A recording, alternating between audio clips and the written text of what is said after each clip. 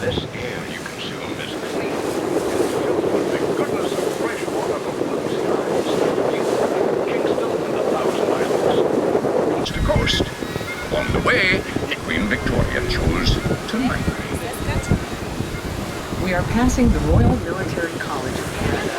It is the prestigious military academy of the Canadian Armed Forces and also a full degree-granting university that was first established in 1874.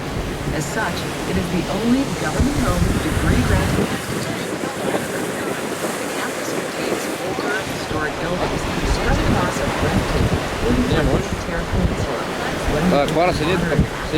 athletic and dormitory facilities. The school is fully bilingual in Canada's national languages, English and French. As I was saying before being so blatantly interrupted. Please get used to it. I will be interjecting with specific details of the places we are passing. Right. It's like proud man. I'll continue. Now, clearly, I've been dead since 1891. Rest in peace, latest of princess, but I confess that the soul of this piece of God's honor haunts me. And well, I want it. There is no one who knows these islands and waters and towns as well as I. And what they take since I died. Paradise being an entity that uniquely recognizes itself when reached and fights any and all battles. No resemblance to the existing port. The loss of Britain's American colonies in the Revolutionary War had greatly increased this region's commercial and military importance in the empire, being situated between the expanding settlements of the north, now known as Toronto, and the colony's commercial center in Montreal, as well as being strategically located ranking on vital shipping routes to the North River. In the 1830s, a second port was built on the second and third, and it is this port that we see today. It was considered even more necessary to fortify this point after the War of 1812. Consequently, the British spent more money fortifying this strategic region than anywhere else in the empire. In 1830, the Rideau Canal connected the St. Lawrence and Ottawa rivers, providing a transportation route less vulnerable to American attack. Following that, they built the fort and Martello Towers just here. This place is Fort Henry at the intersection of 3 and 44, the new canal. Fort Henry is the largest fortification west of Quebec City, and at the time of Canada's Confederation in 1867, was garrisoned with roughly 400 soldiers and families, made up of members of the Royal Canadian Rifle Regiment and the Royal Artillery. Can you imagine what people at the Fort Sabre on a Yankee frigate would have had, staring across at this array of thick stone and cannons, and in the crossfire sights of the surrounding tower?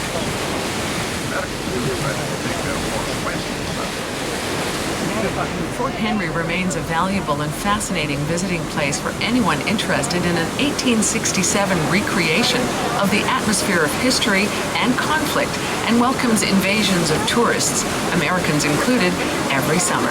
I hear they've even got an imposter of me in full tails. He's not as charming. To our right is Cedar Island, which is now a national park but was once a military installation, including the Cathcart Tower, one of the 6 Martello defense towers built in Kinston. Currently, we are in Dead Man's Bay, so named for the tragic drowning of 17 workers during the construction of the tower when their boat capsized in heavy swells. This bay is also known for the wrecks of the warships HMS Prince Regent and HMS Wolf, scheduled in 1817 as part of an agreement with the United States to disarm the Great Lakes of military fleets. This legend has acquired its name because the British Navy used to deliver drunken sailors here, who then had to swim to shore to sober up. Many also think the name derived from the Prohibition era of the 1920s and early 30s, but in actual fact, most of the area's Prohibition activity centered on the main Duck Islands, further to shore and more secure. Oh, God, not Prohibition. There's a good story there. We'll get to that later. Ask you this, I'm glad you have departed before such lunacy suicide. Perhaps we can now return to Kingston. To continue then, precisely, this area Colonel John Bradley. He led an army that besieged the 110 French soldiers garrisoned in Pontiac in the year of the Fire Talk. The attack was a total orchestrated surprise. The French surrendered just 2 days later, a short period by any siege efforts.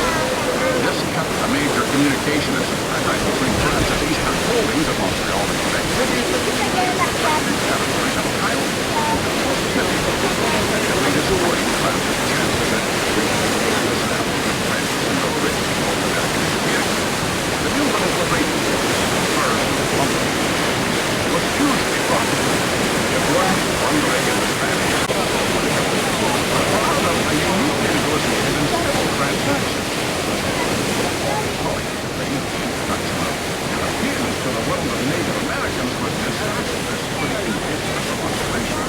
And what about the Americans? Yes, I was getting to the Americans. As we've hinted at, the Brits and the Yanks had their own brewing conflicts. Things first erupted into open conflict in the American War of Independence. A contributing factor was the British Parliament's Quebec Act of 1774 that expanded the Empire's new territory of Quebec to include the Great Lakes and the Ohio Valley under British rule. To the American 13 colonies, this act was one more on a long list of grievances, and one that specifically limited their aspirations for westward expansion. During that war, the British bravely dominated Able Valley and harassed the American coast.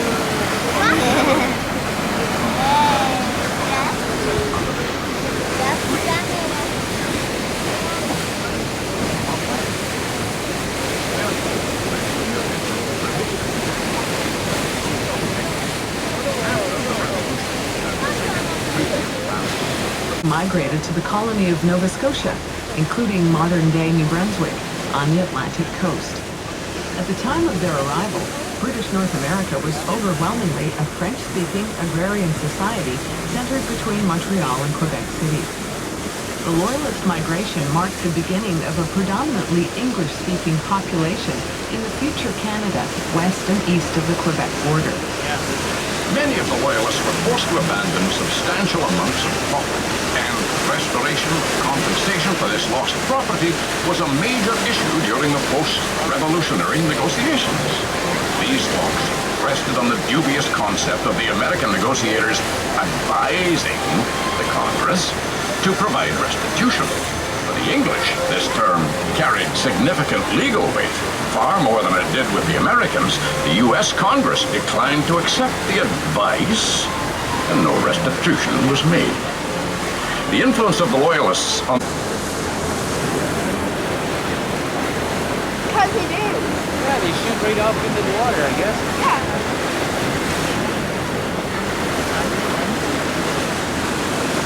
There's a big cottage. Oh my God.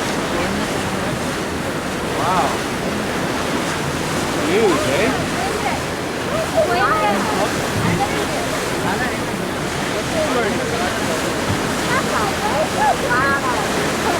Where's your hat, Jackie? Oh, put it on your head. It's right below you. Jackie, put your hat on, please. And leave it on. Thank you.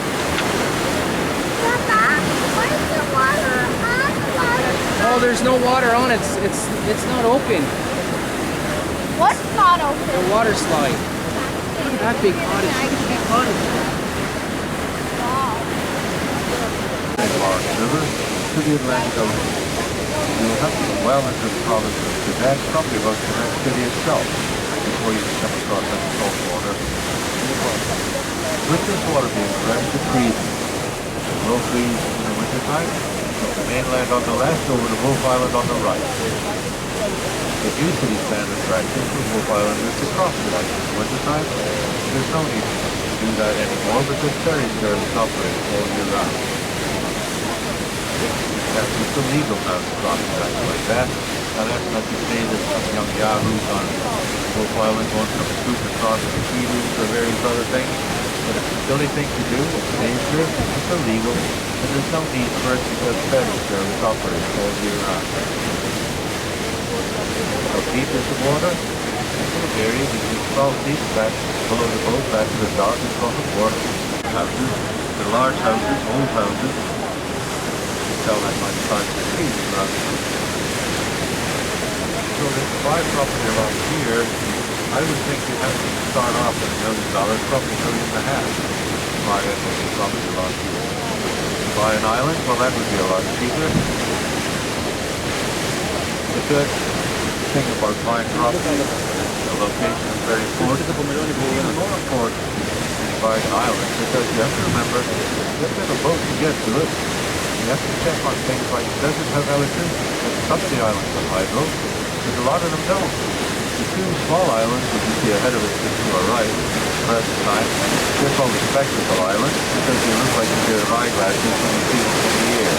They are privately owned, but there is no electricity on those islands. How much they would cost to purchase, I don't know. I've never seen them up for sale.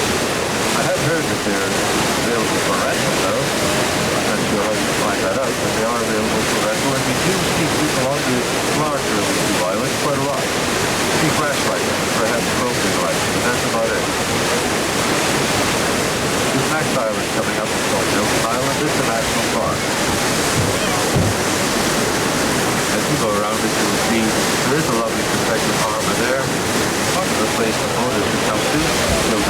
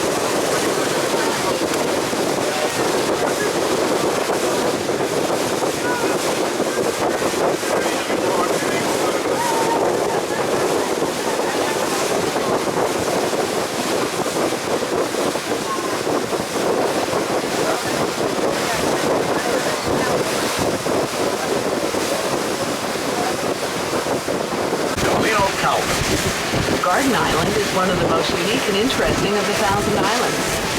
Unique and interesting it was, but not wasteful. Garden Island is approximately 26 hectares, or 65 acres in size, rotation to England. He became sole owner of Garden Island and looked after the small community of company workers, serving as reef when it was incorporated as a village. Calvin enforced prohibition on the island. He also became warden for Frontenac County before being elected to the provincial legislature. He died on Garden Island in 1884. Today, Garden Island is still in the hands of Calvin's descendants. Former workers' cabins are under long-term leases to families for summer retreats. All of which sounds dignified and genteel. The Delino Calvin I knew was a humorless man, razor-sharp at business, and a strict and dominating boss and father. He ran Garden Island like his own personal reforms. Employees and curfews and consumption restrictions and were only allowed off this island with his permission. He worked himself and all around him each day. Not was a tremendous work of focus. The long booths were often a quarter of a mile square. Undulating floating marches. They built small shacks up near the front of the building where they ate and slept. And they rode the booths over long bridge or strands, which delivered these hobby lads with grain, which steamship back to Kinston, back, and do it all over again. The wood itself, the endless supply, came from deep within the upward giving hinterlands surrounding the Great Lakes. Endless logs, smoking, branches of the strongest oak, cedar, pine, and all were delivered processed into logs and shipped to Britain. It was a 9-mile point across from the Kinston harbor. I remember it well. The lake could be merciless in secret without regard for life or possessions or any of the things we so often take for granted. Today, the Comet sits upright in 25 meters of water. The superstructure is gone, but the two massive paddle wheels, close to 10 meters in diameter, sit upright on the bottom and still connected to the walking beam engine. Anchor, windlass, wheels, engine, rudder, stove, but much more await the diver. The wreck is well marked and there is a swingboard. Of the accessible boats designed to this region, the Comet is among the oldest. There was always a question of the weather in addition to the tricky navigation. November, in particular, the gales of November are legendary on Lake Ontario. Many of the ships would get out by 50 knots, many of the kids would see. The vessel port Pedro. It often happens, I saw it in Parliament and politics, the tribes started to bicker and quarrel, and finally started warring again. The great Manitou was angered by what was happening and came down from the heavens to take the natives' paradise away from them. The Great Spirit gathered paradise in a large buffalo hide and started back towards the heavens. As the Manitou was ascending, the hide broke open and thousands of pieces of paradise fell back into the river, giving us the phenomena you see before you today.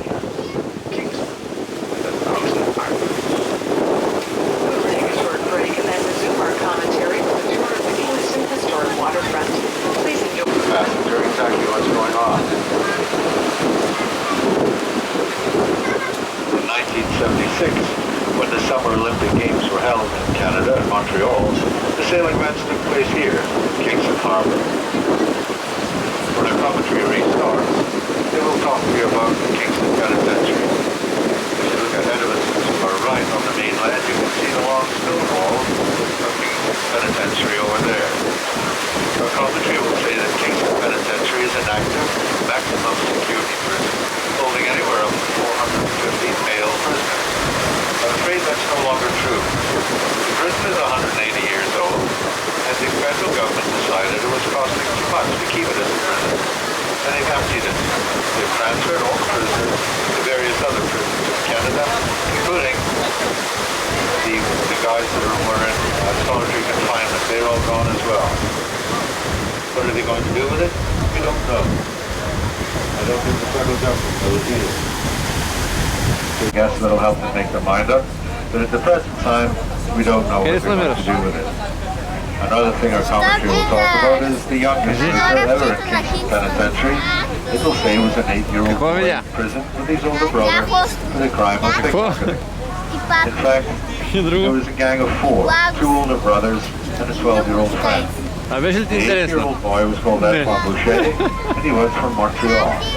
Not only was he the youngest, he was also the smallest. He only stood 3 feet 10 inches tall.